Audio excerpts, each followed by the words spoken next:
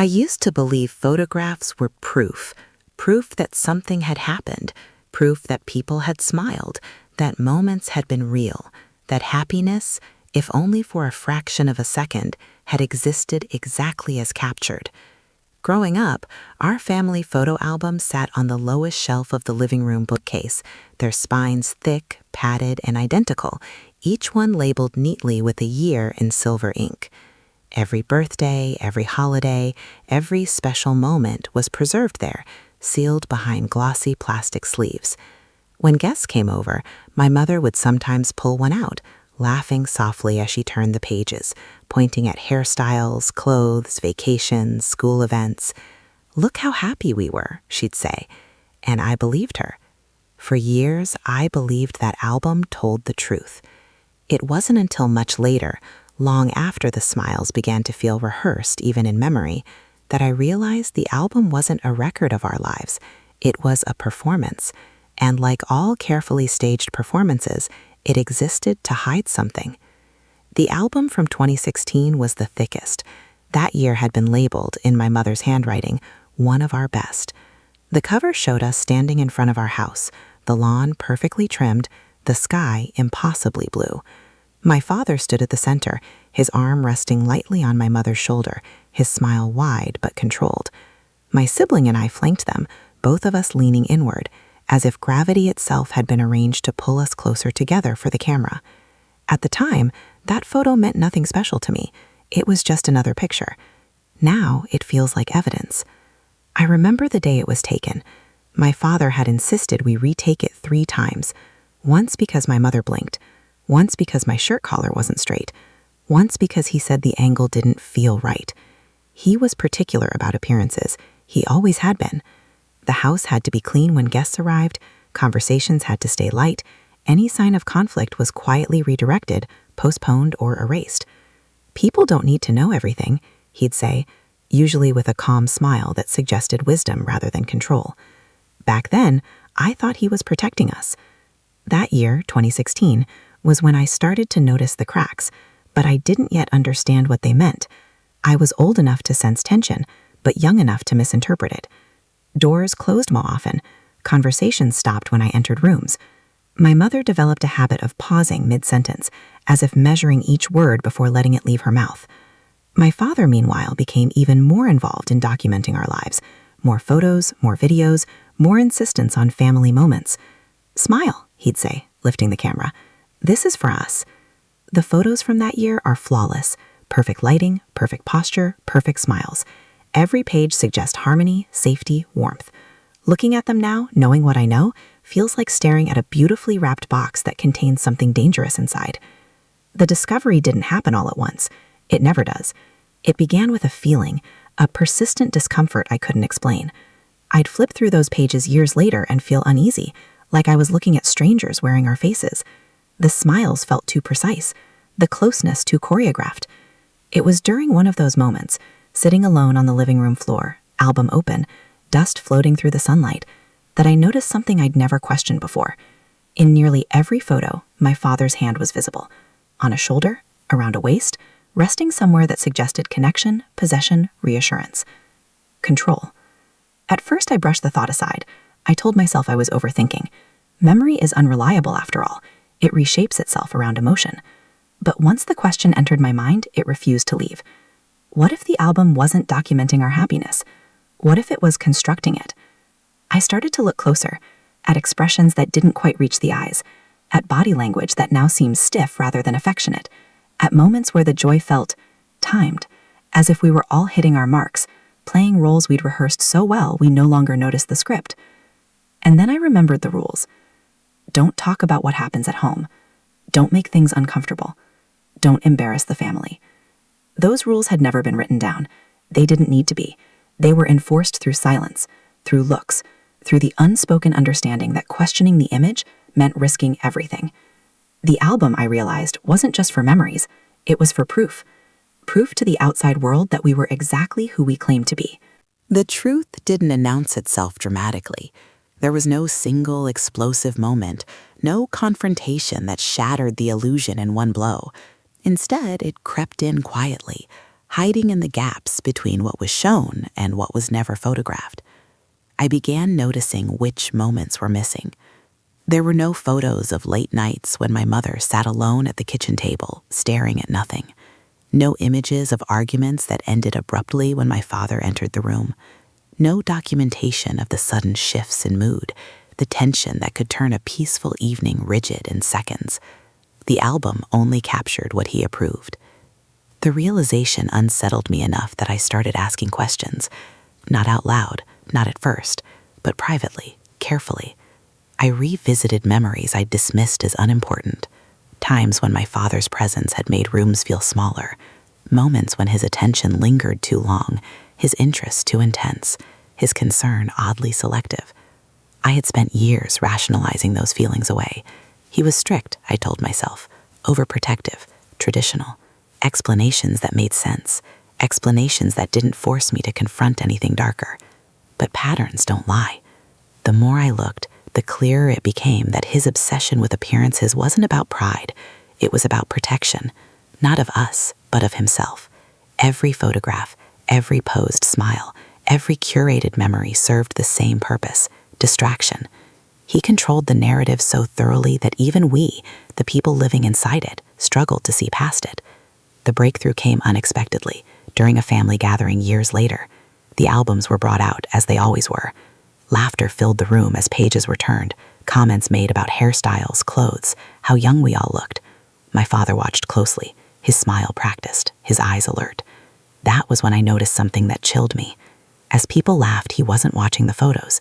He was watching them. Their reactions, their faces, their acceptance of the story.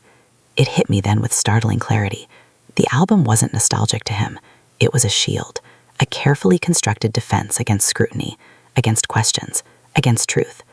Later that night, alone again, I pulled out the 2016 album once more. This time, I didn't look at the smiles. I looked at the margins, at the backgrounds, at reflections in windows and mirrors, at moments captured unintentionally. And there it was, a detail so small it had escaped notice for years, yet so disturbing once seen that I couldn't unsee it. A look, a gesture, a pattern repeated across images I'd once considered harmless. The album didn't just hide secrets, it recorded them. That was when the fear set in, not the sharp kind, but the slow, suffocating realization that the man who had insisted on documenting our happiness had been using those images to bury something monstrous beneath layers of normalcy. I understood then why the smiles mattered so much, why perfection was not negotiable, why any crack in the facade had been met with swift correction. He wasn't afraid of being misunderstood. He was afraid of being seen. And once that truth took hold, I knew there was no going back. The album could never be just an album again. It had become a map, a guide to understanding how long the lie had lasted, how carefully it had been maintained, and how many people, including myself, had unknowingly played their parts. What I didn't yet know was how deep the deception went, or how dangerous it would be to keep looking. Once you notice a lie, it changes the way you see everything that came before it. The album from 2016 stopped being a collection of memories and became a starting point, a reference for understanding how carefully reality had been edited. I began to treat it less like a keepsake and more like a document, studying it with the same caution one might use when handling evidence.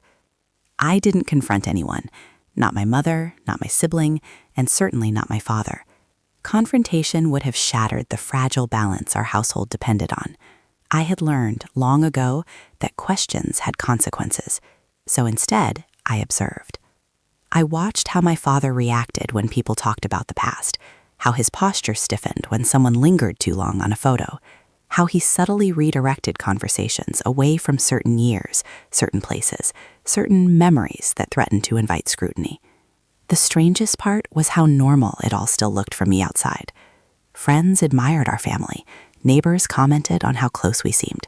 Even extended relatives spoke of us with a tone that bordered on envy. The album had done its job well. It had convinced everyone, including us, that nothing was wrong. But my internal sense of safety had begun to erode. I started noticing how often my father positioned himself physically between others during gatherings, how he inserted himself into conversations that didn't involve him, how his concern sometimes crossed an invisible line, transforming from care into something heavier, more controlling. These observations alone didn't prove anything. they couldn't, but they painted a picture, one that matched the unease I felt whenever I looked at those glossy pages. I began keeping my own record. Nothing dramatic, just notes, dates, small details that felt insignificant on their own, but alarming when viewed together. I wrote down moments when my father's mood shifted abruptly, when rules appeared without explanation, when boundaries felt inconsistent, strict in some areas, strangely absent in others. At night, I replayed conversations in my head, hearing them with a clarity I hadn't possessed at the time. Words that once sounded comforting now rang hollow. Advice that once felt protective now carried an undertone of control. The album was still there, sitting quietly on the shelf, but it no longer felt passive. It felt complicit.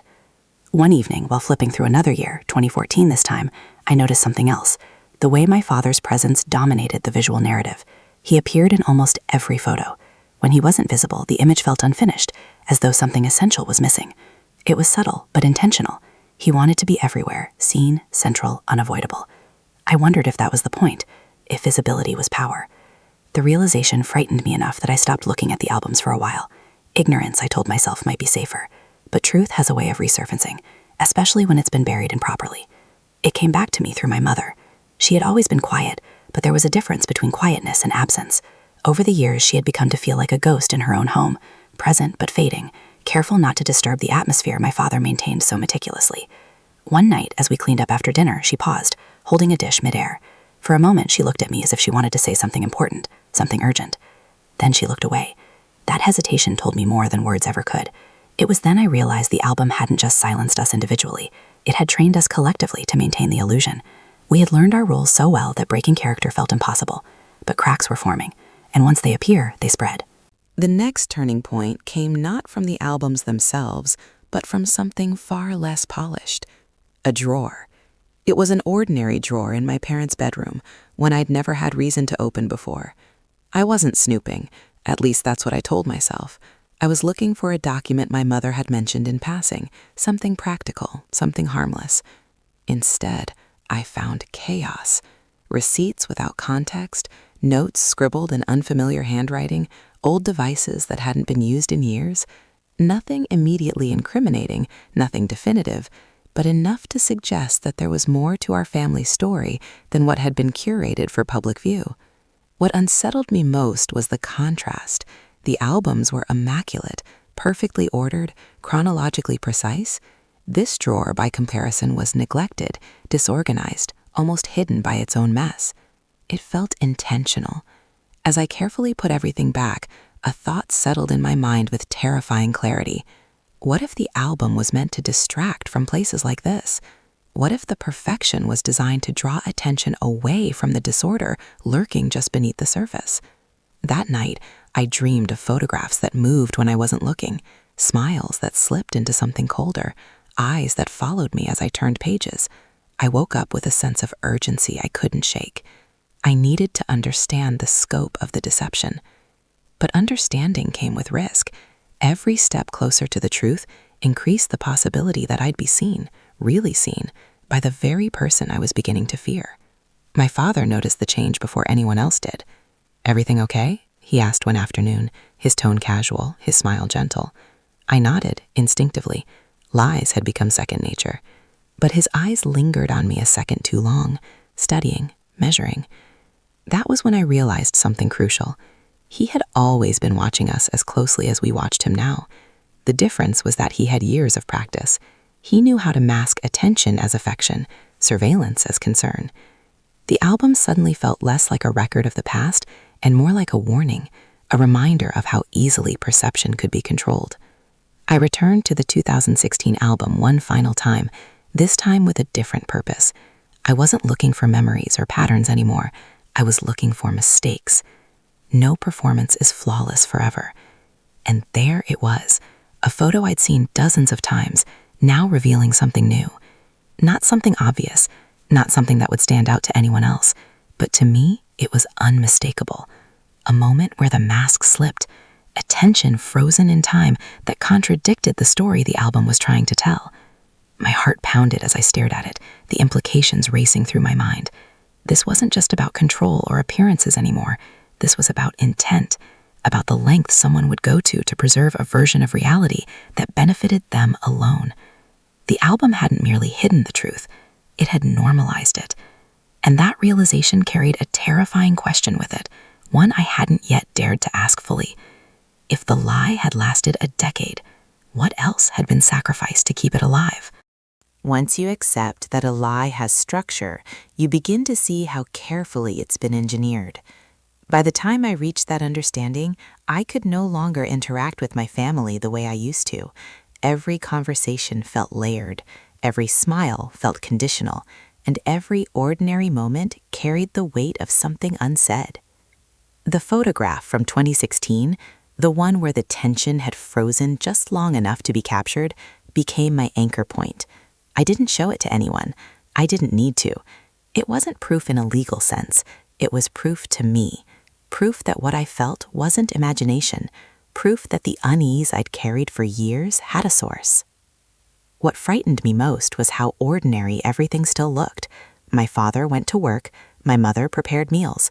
We spoke about weather, errands, schedules. Life continued as if nothing had changed, except everything had. I began paying attention to timing. When did my father insist on togetherness? When did he allow space? Which moments were photographed obsessively and which were left undocumented? Patterns emerged slowly, the way shapes do in fog. Certain years were overrepresented in the albums, others strangely thin. Certain events were captured from multiple angles, while others were reduced to a single image or none at all. The control wasn't random, it was strategic. I noticed too how often my father positioned himself as the storyteller. He narrated our memories before anyone else could. He corrected small details, what time something happened, who said what, how people felt. At first glance, it seemed harmless, helpful even. But over time, it became clear that he wasn't remembering with us. He was rewriting. Whenever someone else tried to recall an event differently, he smiled and gently overrode them. "I don't think it happened that way," he'd say. Or, "You're mixing that up with another year." He never raised his voice, he never showed irritation. His calmness was his greatest weapon. And it worked. I watched relatives doubt their own memories in real time. I watched my mother fall silent mid-sentence, her certainty dissolving under his gentle corrections. I watched myself hesitate before speaking, unsure whether what I remembered was allowed to exist. The album reinforced this dynamic. It supported his version of events visually, offering evidence that aligned perfectly with his narrative. Photos don't argue, they don't contradict, they simply show what they're meant to show. That realization forced me to confront a terrifying possibility. What if my own memories had been shaped by this system? What if the album hadn't just hidden the truth from outsiders, but had slowly trained us to forget it? I tested this idea carefully. One afternoon, I casually mentioned a small incident from years earlier. Nothing dramatic, nothing dangerous, just a moment I remembered differently than my father usually described it. I didn't accuse, I didn't challenge, I simply stated it as I remembered. The reaction was immediate. My father's smile didn't disappear, but it tightened. His eyes sharpened just for a second. "That's not how it happened," he said smoothly. "You're misremembering."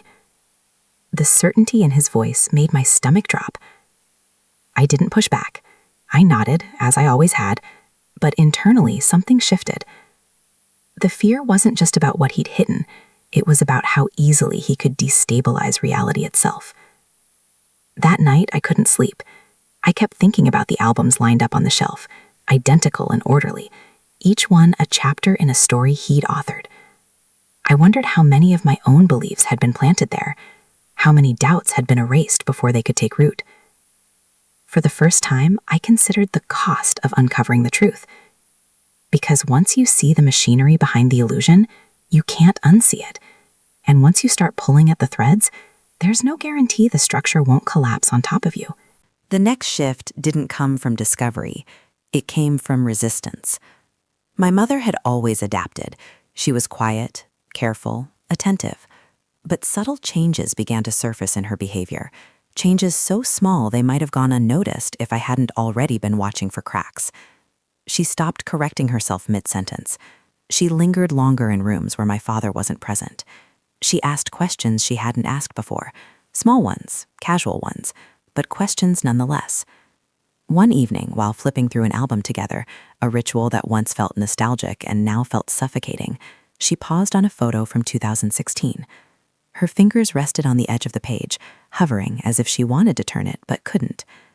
"I don't remember it being like that," she said quietly. The room felt suddenly too still. My father looked up sharply, then softened his expression. "Like what?" he asked. She hesitated, just for a moment. "I mean, I remember that day differently." The silence that followed was heavy, charged with something unspoken. My father laughed lightly, as if she'd made a harmless mistake. "You always say that," he replied. "Your memory plays tricks on you." She didn't argue, but she didn't smile either. That moment stayed with me long after the album was closed. It was the first time I'd seen her doubt the narrative aloud, and the first time she hadn't immediately retreated when corrected. Later that night, she knocked on my door. We didn't talk about the album directly. We talked around it, about stress, about exhaustion, about how strange it feels when years blur together and you can't tell which memories are yours and which ones you've been told to keep. She didn't accuse my father of anything. She didn't reveal any secrets. But her words carried an undercurrent of recognition, an acknowledgement that something wasn't right, even if she wasn't ready to name it. That conversation changed everything, because it meant I wasn't alone. Still, fear lingered. We both understood the risk of pushing too hard, too fast. The illusion had protected us in some ways, even as it imprisoned us. Challenging it meant inviting consequences we couldn't yet predict.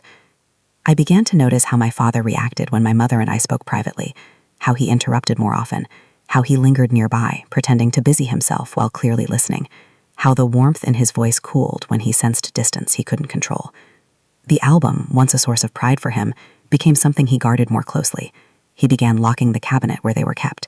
He discouraged casual browsing. "They'll get damaged," he said. "They're important." Important to whom? The question echoed in my mind as I replayed everything I'd learned. The album wasn't just about preserving memories. It was about preserving power, about shaping perception, about ensuring that no matter what doubts surfaced, there would always be something tangible to point to and say, "Look, this is who we were." But photographs don't capture intent. They don't capture fear. They don't capture what happens when the camera is put away. And that realization led me to the most dangerous thought of all. If the album was designed to show only what he wanted seen, then the real story existed somewhere else entirely. Not in glossy pages, but in the spaces between them. The silences, the hesitations, the moments no one dared to record. I knew then that the truth wouldn't be found by looking harder at the photos alone. It would require confronting what had been deliberately excluded and understanding why. And deep down, I sensed that whatever had been hidden for a decade wasn't just a secret. It was a reckoning waiting to happen. Fear doesn't always announce itself with panic. Sometimes it arrives quietly, disguised as routine, hiding inside the smallest changes. By the time you notice it, it has already rearranged the furniture in your mind. I noticed it the morning the cabinet was locked. It wasn't dramatic, no confrontation, no raised voice, just a thin brass lock hanging between the two wooden doors where our family photo albums lived. The cabinet had always been closed, yes, but never sealed. It was an unspoken understanding. The albums were there, available, waiting. Now they were not. I stood in the hallway longer than necessary, my hand hovering inches from the cabinet. I didn't touch it.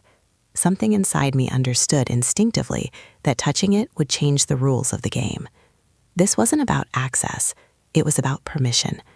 And permission had just been revoked. My father was at the breakfast table, reading the newspaper like every other morning. The clink of his spoon against the ceramic bowl was steady, controlled, familiar. He didn't look up. He didn't need to. The lock had already done the talking for him. That was the moment I stopped asking myself whether something was wrong. The question had shifted. The real question became, what happens if I remember without his approval? I went through the day as if nothing had changed. Fear had already taught me an important lesson. Reaction is a confession. If I reacted, I would reveal what I suspected, and suspicion in this house was dangerous. Instead, I began observing.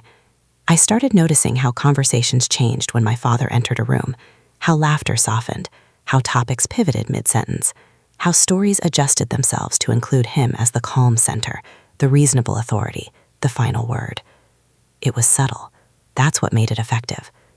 No one ever said, "Don't contradict him." No one had to. The rules had been learned long ago. I began writing things down in a notebook I kept hidden. Not conclusions, not accusations, just facts. Dates, times, who said what, who fell silent afterward. At first, it felt obsessive, but patterns don't need belief to exist. They only need time. And time was generous. I noticed how certain memories were encouraged, repeated, polished. Family vacations, celebrations, group photos where everyone smiled just wide enough to look convincing. Other memories, however, had no space to live. Arguments were reframed as misunderstandings. Discomfort became exaggeration. Anyone who insisted on remembering differently was labeled gently but firmly as confused. Confusion was the most dangerous word in our family, because once it was attached to you, your reality became optional. I watched it happen to my aunt during a family dinner. She mentioned an incident from years ago, an argument, a sudden decision, a moment that had altered the course of something important. I remembered it clearly. My father smiled, that calm, practiced smile. "You were under a lot of stress back then," he said softly. "I think you might be mixing things up." No one challenged him. Not because they didn't believe her, but because they didn't want the label. Later, I asked her about it privately. She laughed nervously and said, "Maybe I did remember it wrong." Her eyes didn't agree with her words. That was when I understood. This wasn't about controlling photos. It was about controlling certainty. If no one was allowed to be sure, then he was always right by default. That night, I lay awake replaying the albums in my mind. The way they told our story. The way they skipped over certain years without explanation. The way captions framed moments as happy, even when my body remembered tension. The albums weren't neutral. They were instructional. They didn't just show what happened, they told us how to interpret it. And now they were locked away, which meant something inside them, or something they prevented, had become dangerous. But the most unsettling realization hadn't arrived yet. That came the following evening. My mother found me in the kitchen after dinner. The house was quiet. My father had already gone upstairs, the way he always did when he felt finished with the day. She stood by the counter, folding and unfolding a dish towel, her movements repetitive, unfocused. "I think something happened," she said. Her voice was barely above a whisper. I didn't answer immediately. I had learned that silence could be an invitation. She took a breath. "I don't know what it was, or when, but I know it did." "What makes you think that?" I asked gently. She pressed her lips together, searching for language. "Because there are places in my memory that feel sealed, like rooms I'm not allowed to enter." The words sent a chill through me. She told me about a stretch of years that felt compressed, flattened. She could remember routines, school mornings, grocery trips, holidays, but not the emotional texture of them. Conversations were missing. Decisions existed without origins. "I always thought it was my fault," she said, "that I was tired, or dramatic, or just not strong enough." I told her she wasn't weak. She didn't contradict me. That alone felt significant. Then she said something that made everything click into place. "When I felt lost," she admitted, "I used the albums." I felt my stomach tighten. "They helped me remember," she continued. "They showed me what happened, how things were supposed to be." That was the moment the full shape of the truth revealed itself. The albums weren't just memories, they were replacements. When her own recollections failed her, when something didn't make sense, when her emotions didn't align with the narrative, she deferred to the photographs, to the captions, to the carefully curated smiles. And my father had been the architect of that curation. I understood then why the albums were sacred, why they were protected, why access to them was controlled. They weren't sentimental. They were strategic. They provided an official version of reality, one that overruled doubt, erased discomfort, and smoothed over fractures before anyone could examine them. I asked her a question, choosing my words carefully. "Do you ever remember things that don't match the albums?" Her answer came instantly. "Yes." "Do you talk about them?" "No." The single syllable carried years of learned restraint. She told me that whenever she tried to voice those memories, those feelings, my father would correct her gently. Not angrily, never angrily. He would remind her of what the photo showed, of what the caption said, of how happy everyone looked. Eventually, she stopped trying. Why argue with evidence? Except it wasn't evidence. It was editing. That night, after she went to bed, I walked past the locked cabinet again. The brass lock caught the light, gleaming softly, almost innocently. I realized then that the albums were not about the past. They were about the present. They were actively shaping behavior, guiding emotions, controlling narratives, and as long as they remained unquestioned, the structure they supported would remain intact. But something had shifted. My mother had spoken. Not loudly, not clearly, but enough. The illusion depended on isolation, on each of us believing our doubts were individual failures. The moment two people compared experiences freely, the illusion weakened. That's why privacy was dangerous. That's why shared memory was forbidden. That's why silence was enforced so gently it felt voluntary. The next morning, I noticed a new photograph on the wall. A recent one. Smiling faces, casual setting, everyone positioned just right. It had been taken only days earlier, after a moment of tension no one had discussed. The placement was deliberate. This wasn't nostalgia. It was overwrite. Replace discomfort with an image. Replace doubt with proof. Replace memory with presentation. I stood there studying the photo and felt something unexpected. Not fear, not anger. Clarity. The album wasn't finished. It was still being written, which meant the truth wasn't buried safely in the past. It was alive, still shaping decisions, still dictating silence, still requiring maintenance. And anything that requires maintenance can fail. But unraveling it wouldn't happen through confrontation. That would only trigger defense mechanisms refined over decades. It would require witnesses, people willing to remember without permission, to compare notes without apology, to trust their unease instead of surrendering it to a curated image. I didn't know yet how that would happen, but I knew something with absolute certainty. The frame had cracked, and no matter how carefully someone polishes a photograph, once the glass fractures, the image is never whole again. The house had learned how to stay quiet. Not the peaceful kind of quiet, but the tense one, the kind that exists when people stop asking questions out loud and start asking them only in their heads. Every room carried echoes of conversations that never finished. Every hallway felt like it was listening.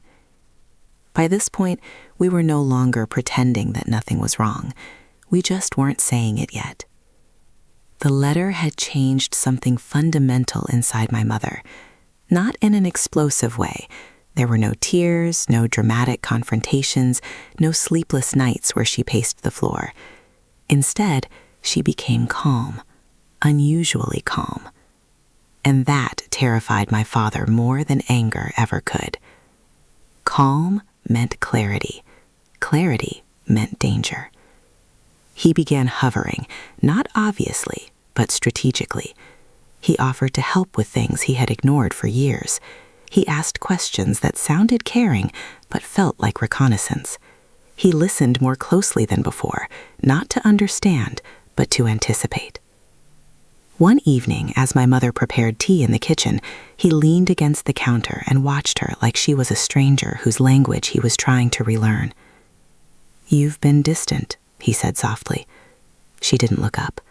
"I've been thinking." "That can be dangerous," he replied with a smile that didn't reach his eyes. She turned to face him. So can silence. That was the moment I realized he knew. Not about the letter specifically, but about the shift, about the fact that something had slipped beyond his control. From that day on, the past became his favorite weapon. He brought it up constantly. "Do you remember when we took that trip? Do you remember how close we all were? Do you remember how happy you used to be?" Each question wasn't about memory. It was about ownership. He wanted to remind us that he had curated those memories, framed them, decided which ones mattered. He wanted to pull us back into the comfort of his version of reality. But comfort had lost its power, because now we knew something he couldn't erase. Someone had seen through him, someone had documented it, and someone had left proof. The solicitor confirmed that more documents existed, copies of decisions made quietly, deliberately. Decisions meant to protect my mother long after my grandmother was gone. Clauses my father had tried to bypass, changes he had attempted to introduce through persuasion and pressure. All blocked, all recorded. For years, my father had believed that if he repeated something often enough, it would become true. Now he was facing something repetition couldn't overwrite. Paper, signatures, witnesses. That's when the gaslighting intensified. He began questioning my mother's memory openly. You've always been sensitive. You misinterpret things. You let your emotions cloud facts. He said these things gently, patiently, like a teacher correcting a slow student. But my mother didn't react. She didn't argue. She didn't defend herself. She simply stopped agreeing. And that silence drove him mad. One night I overheard him on the phone in his study. His voice was low, urgent. He wasn't angry. He was calculating. Yes, he said. I know. But things are shifting. A pause. No, I don't think she knows everything. But she knows enough. Another pause. We need to be careful. I stepped back quietly before he noticed me. That was the night I understood something important. The truth wasn't just threatening his reputation. It was threatening his structure. The system he had built, where every decision flowed through him, where every version of events required his approval, was collapsing. And when systems collapse, people who benefit from them panic. Not loudly, but dangerously. The albums disappeared the following week. No announcement, no explanation, just gone. When my mother noticed the cabinet open and empty, she didn't shout. She didn't cry. She didn't even ask immediately. She closed the cabinet door gently, like she was putting something to rest. Later that night, she asked him. He smiled, casual. I thought it would be better to store them somewhere safe. Safe from what? She asked. From being misinterpreted, he said. That was the confirmation we needed. He didn't want the albums gone because they were painful. He wanted them gone because they were evidence, not of what they showed, but of what they didn't. He underestimated one thing. We had already learned how to see without them. The pressure didn't explode. It narrowed. Every conversation became precise, every interaction measured. Words were chosen carefully, not to persuade, but to avoid giving him anything to twist. And then something unexpected happened. Other people started talking. A cousin mentioned something strange from years ago. An aunt admitted she had always felt uncomfortable but never knew why. A family friend recalled an incident that suddenly made sense. Individually, these memories had felt insignificant. Together, they formed a pattern, and patterns are impossible to unsee once recognized. My father sensed the shift in the wider circle. He stopped hosting, stopped inviting, stopped performing. Isolation was always his final strategy. If he couldn't control the narrative, he would shrink the audience. But it was too late. The solicitor arranged a formal meeting, neutral ground, witnesses present. My father arrived confident, composed, perfectly dressed.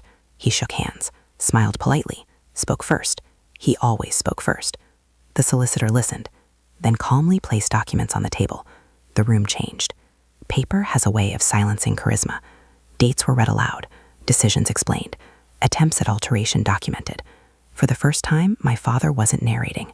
He was responding. He tried, subtly at first. He questioned wording, suggested misunderstandings, implied emotional bias. Then the letter was mentioned. Not shown, mentioned. The effect was immediate. His jaw tightened. Not rage, fear, because the letter represented something he could not manipulate. It wasn't an accusation. It was a warning from the past. Someone he could not discredit. Someone no longer alive to intimidate. Someone who had anticipated him perfectly. He denied it, of course, called it a misunderstanding, questioned its authenticity, but his voice lacked conviction. The meeting ended without resolution, but with momentum, and momentum terrified him. That night, he didn't speak at dinner. He watched, observed, measured. Later, he approached my mother quietly. You're tearing the family apart, he said. She looked at him, not angrily, not defensively, but clearly. No, she replied. I'm finally seeing it whole. That was the sentence that broke him, because control depends on fragmentation, on keeping people unsure, isolated, dependent. Wholeness is rebellion. The fallout didn't come all at once. It came in realizations, in boundaries, in refusals to accept rewritten versions of the past. My mother reclaimed her voice, not loudly, but steadily. She stopped asking permission, stopped justifying decisions, stopped shrinking. And my father? He faded. Not dramatically, not with a confession or apology, but with irrelevance. His story stopped landing. His authority stopped being assumed. His presence stopped shaping the room. The albums were eventually found, discarded, like props no longer needed. We didn't restore them. We didn't frame them. We didn't destroy them either. We let them remain what they were, artifacts of a performance. The decade of secrets didn't end with punishment. It ended with exposure. And exposure doesn't always demand justice. Sometimes it simply demands truth. The letter was never meant to save us instantly. It was meant to outlast him. And it did. The truth did not arrive with fireworks. It arrived quietly, the way dawn does, slowly, inevitably, changing everything without asking permission. By the time the final documents were signed, the house no longer felt like a stage. The tension that once pressed against the walls had loosened, not because everything was healed, but because everything was finally acknowledged. My father didn't fight in the way people expect villains to fight. There was no shouting match, no dramatic denial, no moment where he stood up and confessed. Instead, he withdrew. He stopped correcting people, stopped explaining, stopped trying to control the version of events being shared beyond our walls. It was as if he understood something fundamental had shifted, that the power he once held wasn't stolen from him, but had simply expired. Power built on secrecy always has an expiration date. The legal resolution was clean, quiet, almost anticlimactic. Assets were redistributed according to the original protections put in place years earlier. Clauses that had once seemed insignificant now stood immovable. The solicitor never raised his voice, never showed emotion. He didn't need to. Facts did the work. My father signed where he was told to sign, not angrily, not reluctantly, but with a strange emptiness in his expression, as if the part of him that once believed he could outmaneuver time had finally accepted defeat. That night, he packed a single suitcase. No speech, no explanation, no attempt at reconciliation. He stood at the doorway for a moment, like someone waiting for an invitation that would never come. Then he left. The door closing behind him didn't echo. It didn't need to, because the silence that followed was different. It wasn't tense. It was honest. For the first time in over a decade, the house belonged to reality. In the weeks that followed, memories resurfaced, not the curated ones, but the forgotten ones, small moments that finally made sense. Discomfort we had once ignored now had context. Confusion now had a source. Healing didn't arrive all at once. It came in fragments. In my mother sleeping through the night, in conversations that no longer required caution, in laughter that wasn't followed by guilt. She didn't celebrate. She didn't talk about victory. She simply lived, steadier, freer, lighter. One evening, she took the letter out again. She read it slowly. Then she folded it carefully and placed it back where it belonged. It wasn't meant to destroy him, she said softly. It was meant to protect us. That was when I understood the true power of the letter. It wasn't revenge. It was foresight. Someone had seen the danger long before we did. Someone had known that truth doesn't always need to be shouted. Sometimes it just needs to be preserved. Time passed. Not dramatically, just honestly. The family didn't reunite in a perfect ending montage. Some relationships remained distant. Some never recovered. But something far more important happened. We stopped pretending. The album stayed closed. Not hidden, not destroyed, just unnecessary. Because we no longer needed proof of happiness, we were finally allowed to define it ourselves. Occasionally, someone would ask about my father, where he went, what happened. We answered simply. He left. No explanations, no embellishments, no apologies. The truth didn't need defending anymore. And that was the most unexpected outcome of all. When secrets are exposed, they don't always explode. Sometimes they dissolve. They lose their grip, their power, their voice. One afternoon, years later, I stood in front of a mirror, not the kind that reflects appearances, but the kind that reflects understanding. I realized something that stayed with me. Monsters don't always look monstrous. Sometimes they look like parents.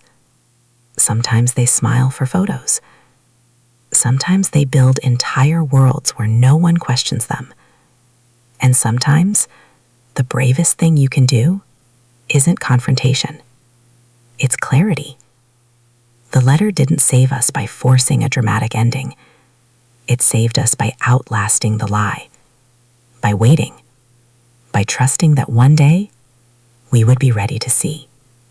And when we were, the truth didn't destroy our family.